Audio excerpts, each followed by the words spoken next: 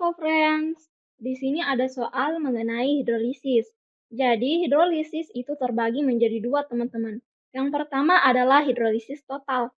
Jadi, hidrolisis ini terjadi pada garam yang berasal dari sisa asam lemah dan basa lemah. Kemudian yang kedua yaitu hidrolisis parsial atau hidrolisis sebagian. Nah, hidrolisis ini terjadi pada garam yang berasal dari sisa asam lemah dan basa kuat atau dari sisa basa lemah dan asam kuat. Nah, kemudian bagaimana jika garam yang tidak terhidrolisis? Jadi, garam yang tidak terhidrolisis itu berasal dari sisa asam kuat dan basa kuat, teman-teman. Nah, kemudian jika garam menghasilkan ion H+, maka garam tersebut bersifat asam. Begitupun dengan sebaliknya, jika garam tersebut menghasilkan ion OH-, maka garam tersebut bersifat basa. Jadi ini ciri-cirinya, teman-teman. Nah, kita tuliskan reaksi ionisasi dari beberapa larutan ini. Jika larutan ini menghasilkan ion H+, maka garam tersebut bersifat asam.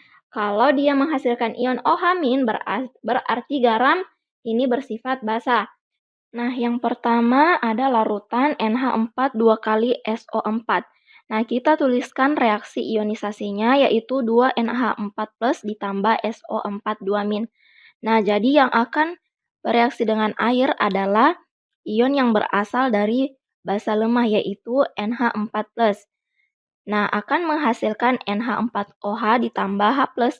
Karena ia menghasilkan ion H+, maka bersifat asam. Sedangkan ion yang berasal dari asam kuatnya yaitu SO4 2- tidak terhidrolisis. Nah, kemudian yang kedua yaitu K3PO4. Kita tuliskan reaksi ionisasinya menjadi 3K+ ditambah PO4 3-. Nah, jadi K+ ini tidak terhidrolisis karena ion K+ berasal dari basa kuat yaitu KOH. Sedangkan PO4 3- yang berasal dari asam lemah maka akan terhidrolisis menjadi H3PO4 ditambah 3OH-. Karena dia menghasilkan OH- maka bersifat basa. Nah, kemudian CH3COONA dituliskan reaksi ionisasinya menjadi CH3COO- ditambah Na+.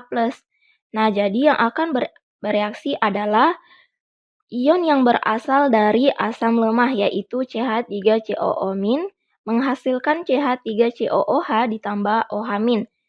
Nah, kita lihat di sini dia menghasilkan OH- sehingga bersifat basa. Sedangkan ion Na+ tidak bereaksi karena dia berasal dari basa kuat. Nah, kemudian yang keempat yaitu NH4Cl, kita tuliskan reaksi ionisasinya menjadi NH4+ ditambah Cl-. Nah, jadi yang akan bereaksi adalah ion yang berasal dari basa lemah yaitu NH4+, akan menghasilkan NH4OH ditambah H+, sehingga garam ini bersifat asam. Sedangkan Cl- tidak bereaksi karena berasal dari asam kuat yaitu HCl. Kemudian yang terakhir yaitu Na2CO3. Nah, jadi reaksi ionisasinya yaitu 2Na+ ditambah CO3 2-.